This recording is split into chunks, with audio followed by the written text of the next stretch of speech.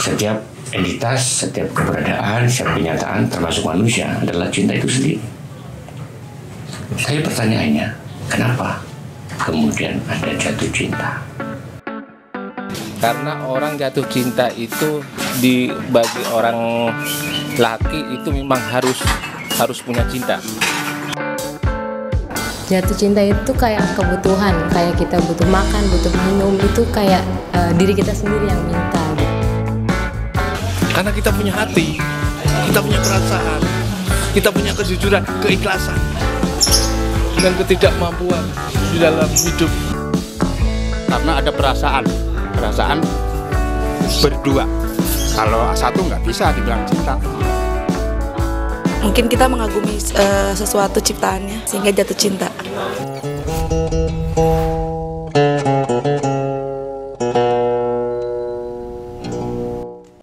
Assalamualaikum warahmatullahi wabarakatuh.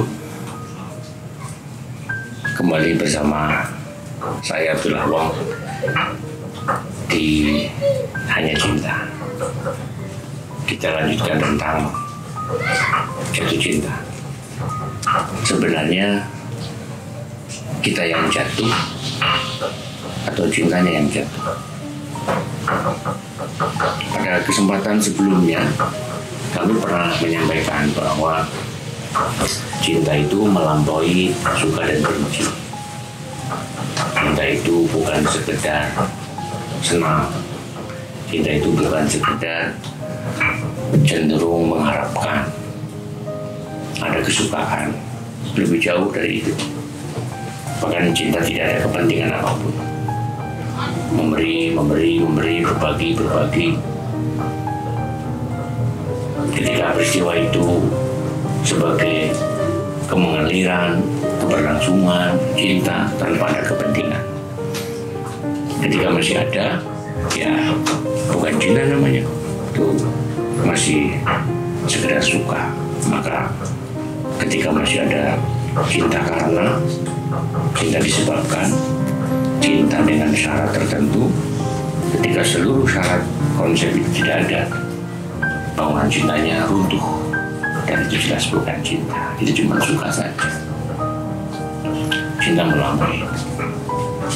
Tapi kenapa jatuh cinta? Kalau ada satu pertanyaan, sebenarnya apa sih yang melatari atau yang menjadikan Tuhan menciptakan, menghadirkan seluruh semesta? Jawabnya, karena cintanya. Kalau ditanya, dengan apa sih? Melalui apa sih Allah menghadirkan, menciptakan seluruh realitas lahir batin? Jawabnya adalah dengan cinta. Kalau ditanya, melalui apa Tuhan menghadirkan segalanya itu? Melalui cinta. Ketika ditanya, apa saja yang dihadirkan? Ya cinta. Bahkan kalau mungkin bisa saya katakan, ini pendapat pribadi loh, yang nggak bisa dipahami, harus semuanya memahami yang sama, pribadi saja. Kalau misalnya seluruh kata dikumpulkan dengan seluruh bahasa yang ada digunakan manusia, seluruh benda dihadirkan dengan apapun namanya itu, atau seluruh kondisi dihadirkan, seluruh peristiwa didatangkan, atau seluruh realitas dengan segala bentuk ragamnya, lalu kita namai, nama itu yang tepat adalah cinta. Kenapa? Karena berasal dari cinta dan memang akan kembali kepada cinta, dan semuanya itu adalah cinta itu sendiri. Nah, kalau semuanya itu adalah cinta, berarti kita itu adalah cinta. Kita tidak perlu mencari cinta. Diri kita sendiri adalah cintanya. Setiap entitas, setiap keberadaan, setiap kenyataan termasuk manusia adalah cinta itu sendiri. Saya pertanyaannya, kenapa kemudian ada jatuh cinta? Pada pembahasan sebelumnya, di obrolan awal kita bahas bahwa cinta itu benih, cinta itu potensi yang punya banyak kemungkinan, probabilitas untuk menghadirkan segalanya. Karena kalau benih mau ditanam, benih mau dimungkinkan supaya dia tumbuh berkembang, apakah dia tepat berada di permukaan? Tidak bisa. Benih yang disebar di permukaan akan terampas angin dan tidak mudah masuk ke dalam, akan menyulitkan dirinya untuk tumbuh berkembang.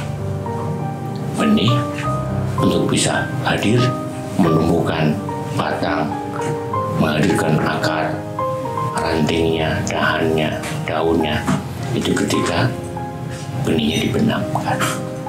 Membenamkan benih itu seperti menjatuhkan cinta. Diri kita, cinta itu sendiri jatuh. Kenapa? Dia sedang dihadirkan secara kodrati, secara fitrah untuk tumbuh kembang, untuk memungkinkan hadirnya berbagai macam kemungkinan-kemungkinan. Cuman sayangnya cinta selalu direduksi hanya pada persoalan suka. Jadi akhirnya yang terjadi apa? Aku yang suka, ada objek yang disukai, sehingga yang terjadi adalah subjek-objek. Kalau subjek-objek, misalnya aku mengatakan I love you, berarti subjek sebagai pelaku dan you itu adalah objek penderita. Sang maf'ul atau sang objek, pihak yang dicintai adalah pihak penderita. Dia sekedar objek. Bagaimana bisa ya satu cinta, keberlangsungan cinta itu ada subjek objek? Mestinya ketika I love you sudah tidak ada lagi I, tidak ada lagi you, yang ada hanya love. Tidak ada lagi aku cinta kamu. Aku dan kamunya sudah lebur dalam cinta. Kalau aku cinta kamu mengandaikan ada aku subjek yang sedang melakukan sesuatu kepada objek.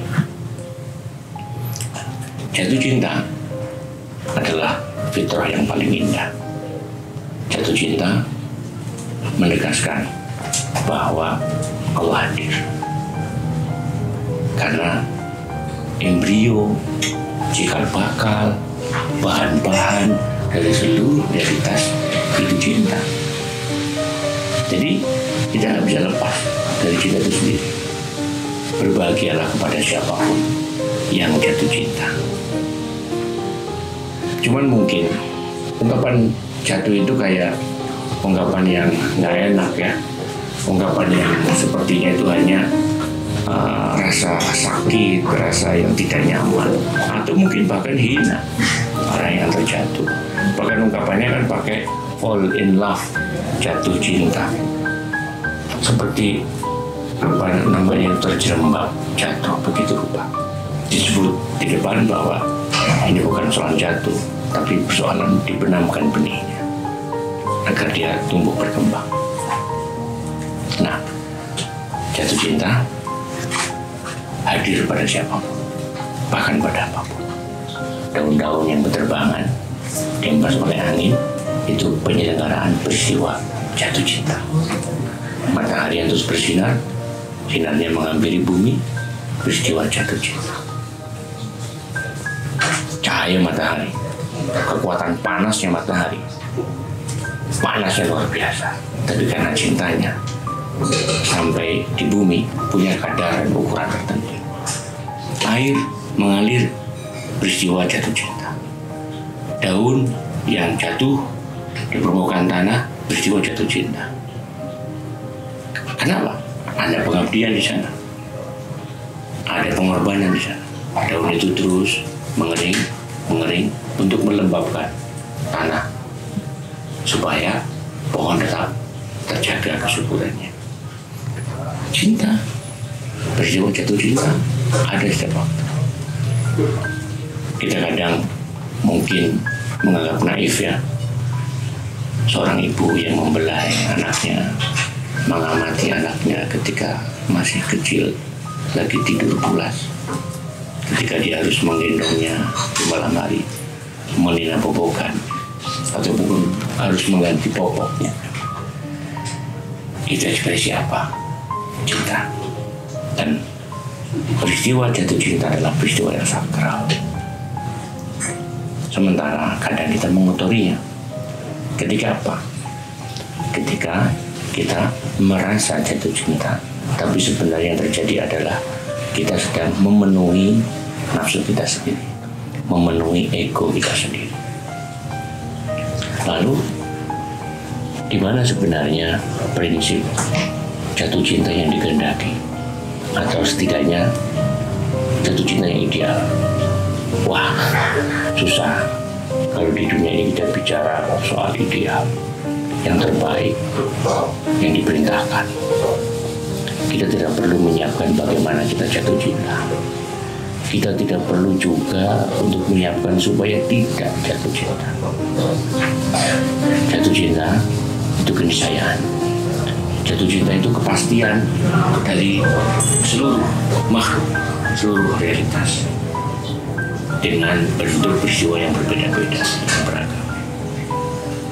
Tapi di sini yang menarik adalah ketika kita merasa ada kecenderungan, ada rasa butuh, ada rasa harap, ada rasa cemas, ada rindu, ada ketidakpastian, ada ketakutan, dan saya tidak bisa sebutkan lagi karena banyak.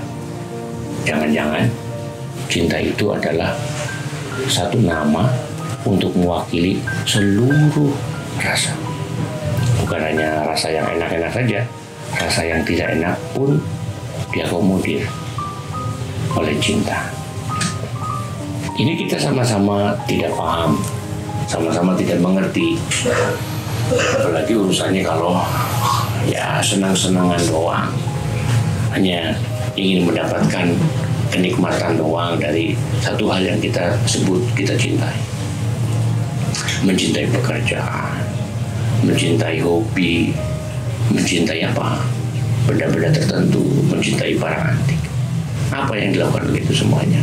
Bahwa dengan itu pun kemudian ada prinsip yang berlangsung, menjaga, merawat, menyayangi, memperhatikan, gitu kan?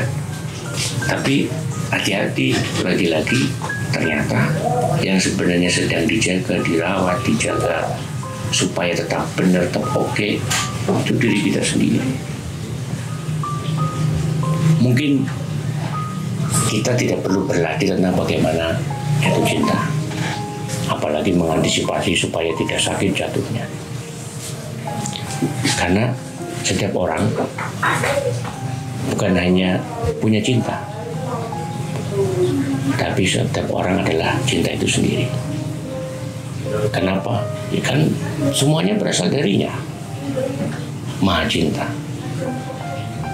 Maka sebenarnya kita tidak perlu mengklaim punya cinta. Kita adalah cinta itu sendiri yang didatangkan Allah. Lalu kemudian mau diteruskan cintanya kepada semesta. Nah, yang jadi persoalan adalah ketika cinta datang darinya, lalu kemudian kita kembalikan lagi kepadanya, ditempatkan, itu seperti ada turun tawadhu.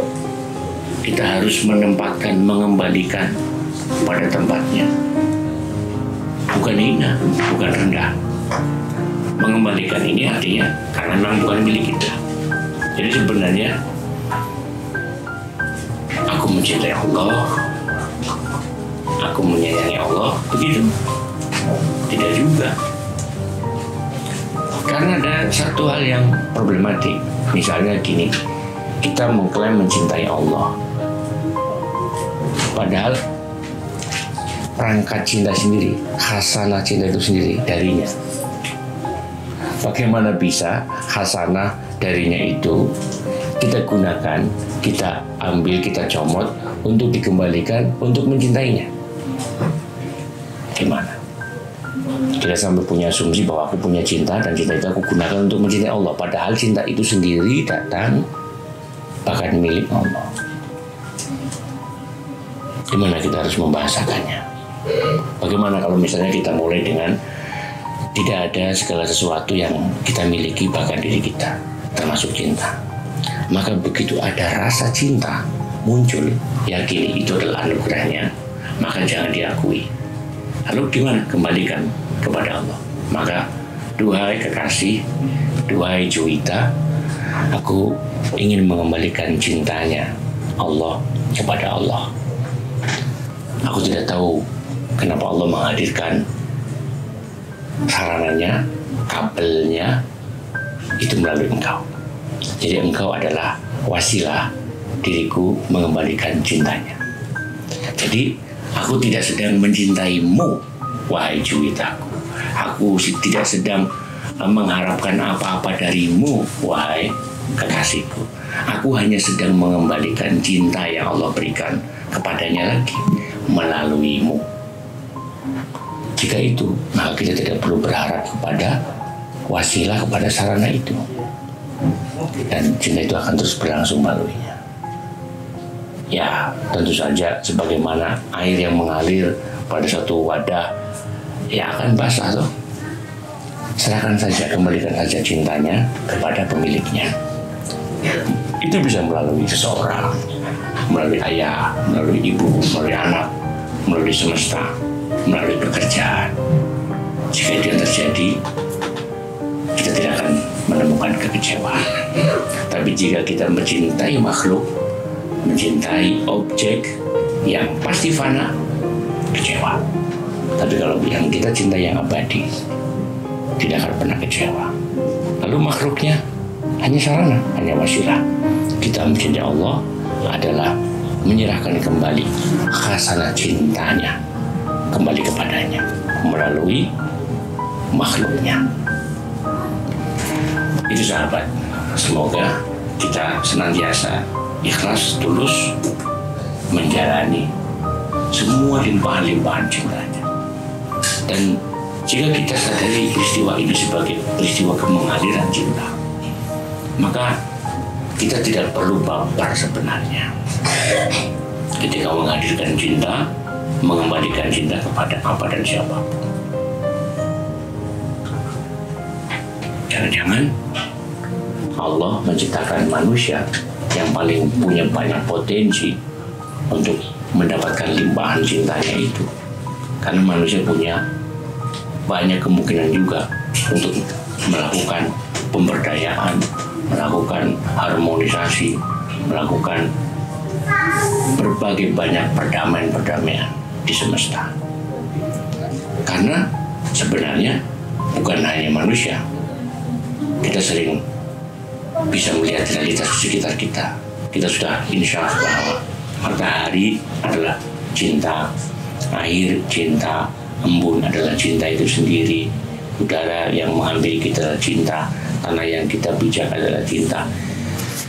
Kita bukan hanya dikepung, tapi Allah muhit ala kulli syai. Allah itu meliputi segala sesuatu, dan meliputinya itu utuh, bukan membingkai, bukan mustamil, bukan hanya membingkai saja, memfriend, tapi meliputi semuanya. Allah meliputi segalanya, dan liputan kemenyeluruhannya itu ternyata adalah cintanya. Kita dikepung kemanapun wajah kita berpaling, hanya ada cinta. Nah, problem besar adalah kebanyakan orang itu ingin dicintai orang lain. Maka kadang dia melakukan banyak hal, apapun berani dilakukan, bahkan melakukan hal yang artifisial, yang menipu diri sendiri. Supaya apa? Supaya dicintai orang lain.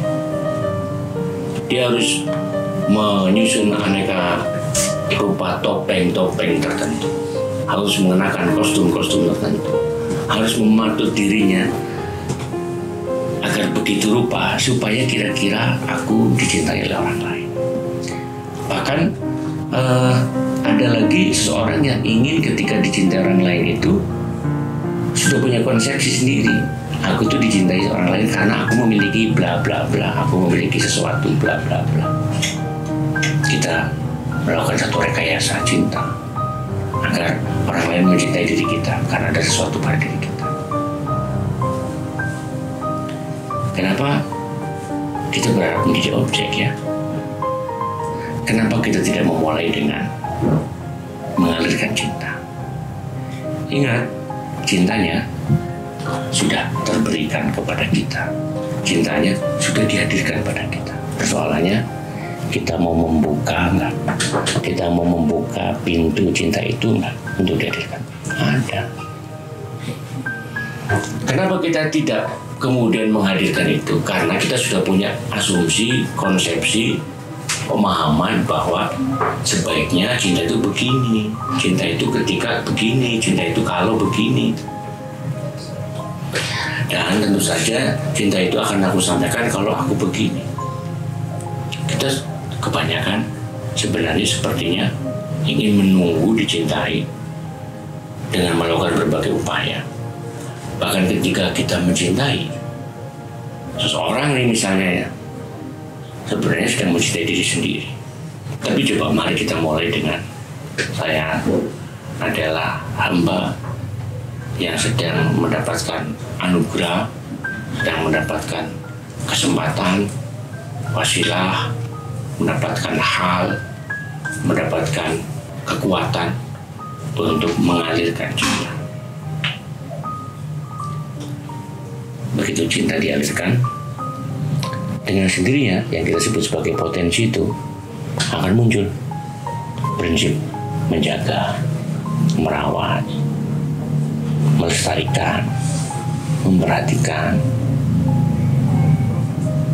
Dan kita tidak tahu ya kenapa dalam ungkapan di Islam misalnya ada ungkapan ad-dinu an-nasihah. Agama itu adalah kesetiaan. Kenapa ada kesetiaan? Karena ini persoalan menghadirkan cinta, mengalirkan cinta. Dalam cinta ada konsekuensi. Kesetiaan.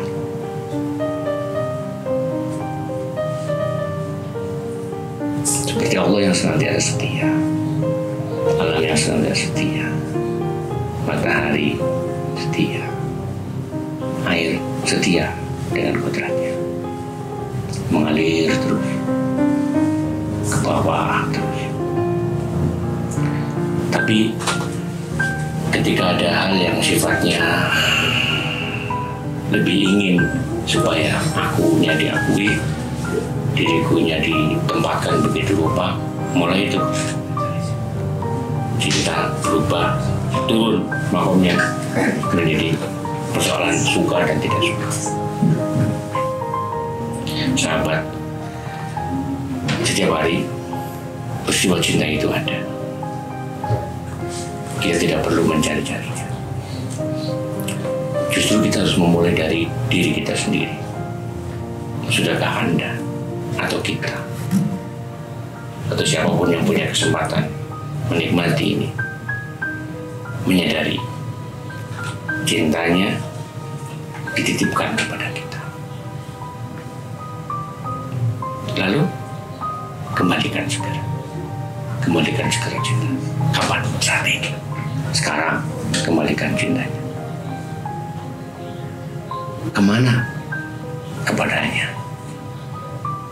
Lewat apa? Seluruh semesta ini adalah ayatnya, sarananya, wasilahnya. Lewat itu mulailah lakukan segala apapun dengan segenap cinta yang hanya diingatkan cinta kepada Allah. Dan itu adalah peristiwa jatuh cinta.